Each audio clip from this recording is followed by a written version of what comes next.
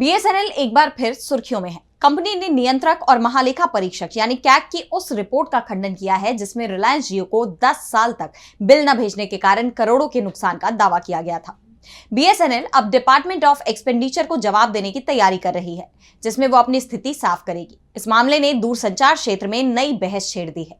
देखिए ये report. BSNL ने कैग की उस रिपोर्ट का खंडन किया है जिसमें दावा किया गया था कि रिलायंस जियो के साथ बुनियादी ढांचा साझा करने के बदले उसे जो बिल भेजने चाहिए थे वो ना भेजने के कारण सरकार को 1757 करोड़ रुपए का नुकसान हुआ है।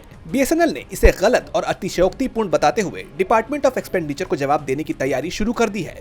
कंपनी का कहना है कि कैग की रिपोर्ट गलत धारणाओं और आंकड़ों की गलत व्याख्या पर आधारित है। कैग ने अपनी रिपोर्ट में कहा था कि 2014 से 2024 के बीच बीएसएनएल ने जियो द्वारा इस्तेमाल की गई अतिरिक्त तकनीक के लिए बिलिंग नहीं की, जिससे सरकारी खजाने को भारी नुकसान हुआ। रिपोर्ट में जोर दिया गया कि बीएसएनएल की लापरवाही इस नुकसान का कारण बनी।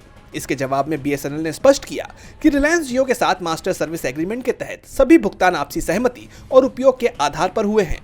कंपनी ने जियो को 108 करोड़ रुपए का बिल भेजा है और नियमित किराए के अलावा अतिरिक्त राशि वसूलने के लिए संपर्क में है। बीएसएनएल का यह भी तर्क है कि जियो द्वारा इस्तेमाल की गई तकनीक एलटीई का हिस्सा है, जिसके लिए अलग से शुल्क की जरूरत नहीं है।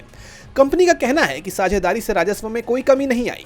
बीएसएनएल अब डीओई को विस्तृत जवाब पेश करने की तैयारी कर रही है, जिसमें सभी आरोपों का स्पष्ट खंडन होगा। लेकिन इस मामले में जिस तरह कैग और बीएसएनएल आमने सामने हैं, उससे जाहिर है कि मोदी के राज में केवल समाज में ही फूट नहीं पड़ी है, शासन की एजेंसियों में भी फूट पड़ चुकी है।